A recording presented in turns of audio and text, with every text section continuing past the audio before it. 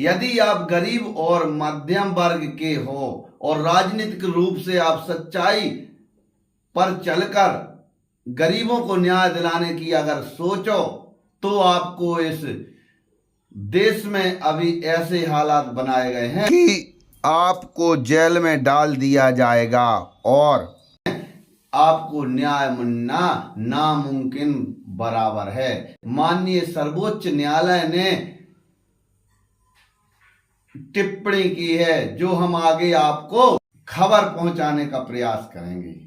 सोचिए, इसलिए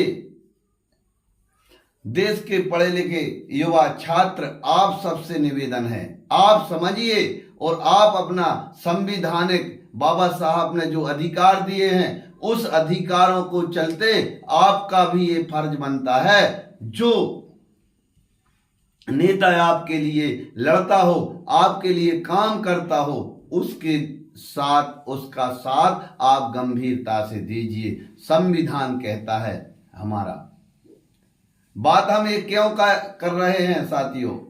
बात हम इसलिए कर रहे हैं जो अभी हालात हुए हैं हमारे दिल्ली के डिप्टी सीएम भाई आदरणीय मनीष सिसोदिया जी को 17 महीना बाद जो सुप्रीम कोर्ट महोदय ने जमानत दी है उस पर टिप्पणी की है। माननीय न्यायालय ने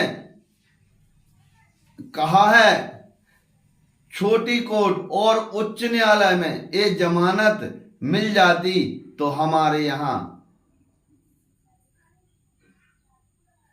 उनका भी उदाहरण नहीं दिया, अनेकों उदाहरण कि जमानत ना मिलने से लोग सुप्रीम कोर्ट आते हैं और उससे क्या कहा है पूरा दिखाते हैं। साथियों, 17 महीना बाद यदि किसी नेता को जमानत मिल जाए और वही ईडी सीबीआई एक केस को चालू नहीं कर पाई 17 महीना में, सिर्फ जांच पूरी हो चुकी है, केस ट्रायल में नहीं ले पा रही, तो आप सोचिए आपकी मेहनत, आपके बच्चों के पेट काट के मोदी सरकार और इनकी पूरी भ्रष्ट टीम ने करोड़ों नहीं 100 करोड़ों से ज्यादा रुपए इस ईडी सीबीआई के अफसरों को दे दिए। आपके पैसा, आपके बच्चों के पैसा दे दिए जांच करने में। हम क्यों कह रहे हैं? दुख है आज। और एक तरफ माननीय न्यायालय का बहुत बहुत धन्यवाद आम आदमी पार्टी परिवार करती है, एक तरफ खुशी है, लेकिन देखिए जब सुप्रीम कोर्ट ने टिप्पणी की है तो छोटी अदालतों से हम आशा रखते हैं आप एक ऐसे फैसला करिए जिससे नजीर बने और मोदी जी के मुंह पर एक तमाचा है कि आपकी ईडी सीबीआई 17 महीना में केस शुरू नहीं कर पा रही और अभी भी यदि आप और हम नहीं जगे तो आपके देश का, आपके बच्चों के भविष्य का होगा क्या? आपसे हम पूछना चाहते हैं। इसलिए कहते हैं हम कई सौ करोड़ों रुपए आपके ईडी सीबीआई को क्यों दे दिए? एक ईडी, एक सीबीआई के अफसर को क्या क्या दिया जाता है? 1.5 से 2 लाख रुपए बताया जाता है, महीना पे तनख्वाह दी जाती है, वो भी आपके पैसों से। एक गाड़ी दी जाती है वो 20 लाख 15 लाख की, वो भी आपके पैसों से।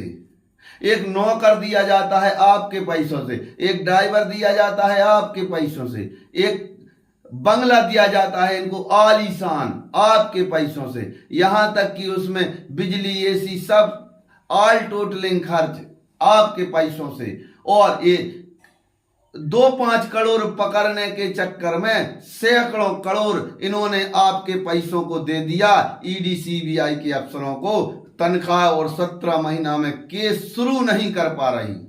और बीजेपी के लोग, कितनी शर्म की बात है, इतनी बेशरम पार्टी हो गई है आप सोच नहीं सकते।